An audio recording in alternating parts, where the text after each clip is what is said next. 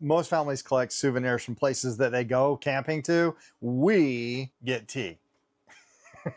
When you're camping or RVing, just like we are, we always want to have a nice stainless steel tea kettle that's warm up our tea. Now, the nice thing about this is we also, look, there's even more tea in here. This is great for not only camping, but backpacking, and you can stuff things in here for if you're going to be going backpacking. The cool thing about this is you can throw this on a campfire as well as on the stove. So if you're tent camping, RV camping, or even backpacking, this one's got you covered.